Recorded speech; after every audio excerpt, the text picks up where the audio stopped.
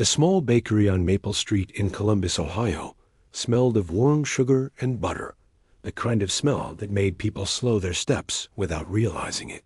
Inside, glass shelves held rows of colorful cakes, each one decorated perfectly, untouched and expensive.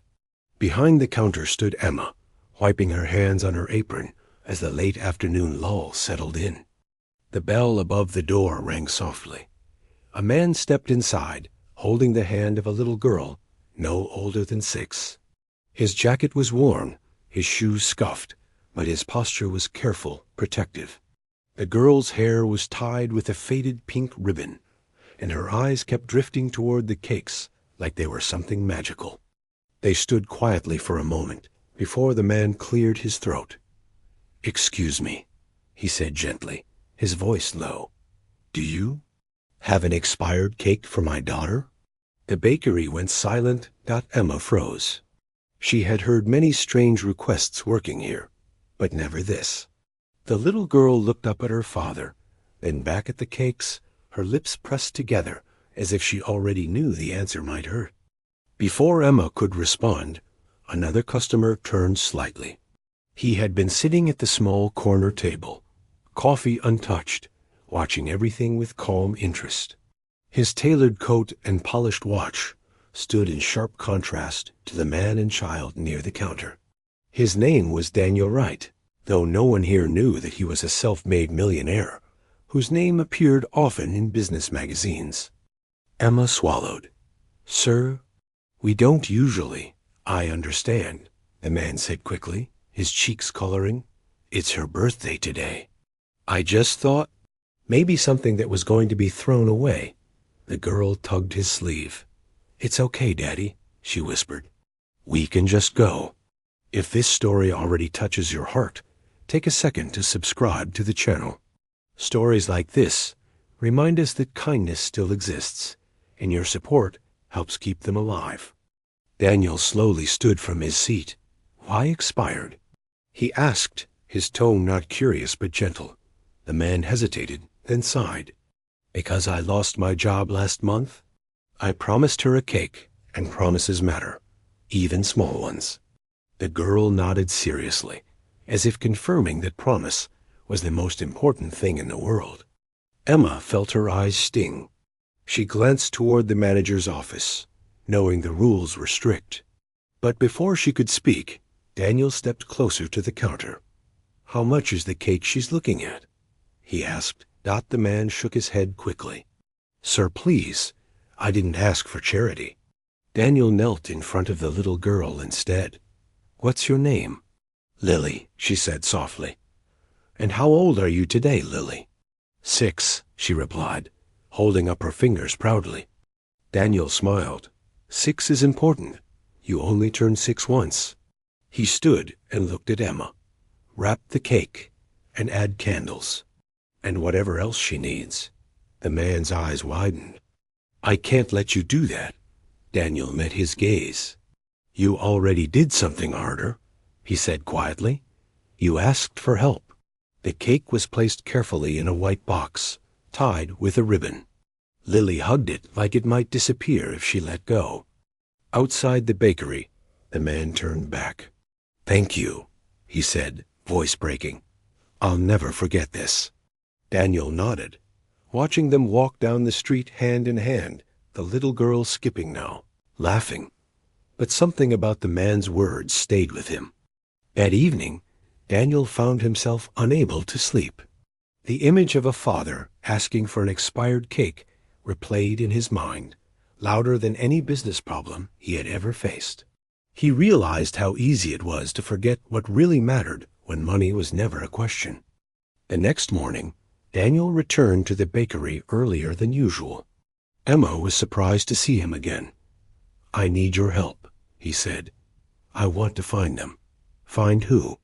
"The man and his daughter." Emma nodded slowly. "They come by sometimes. There's a small apartment complex near the old railroad tracks." Daniel took a deep breath. "Then that's where I'll start." As he drove through streets he had never noticed before, past boarded-up shops and aging buildings, Daniel felt something shift inside him. This wasn't about money anymore. It was about keeping a promise, one he hadn't even made yet. When he finally saw Lily outside, drawing with chalk on the cracked sidewalk, while her father repaired a broken bike, Daniel parked the car and stepped out, unsure of what he would say, but certain of one thing. This was only the beginning. Daniel approached slowly, not wanting to startle them. Lily looked up first, her eyes widening in recognition. "Daddy," she whispered, "it's the cake man." Her father stood quickly, wiping grease from his hands, clearly embarrassed by the state of the place. "Sir, you don't need to.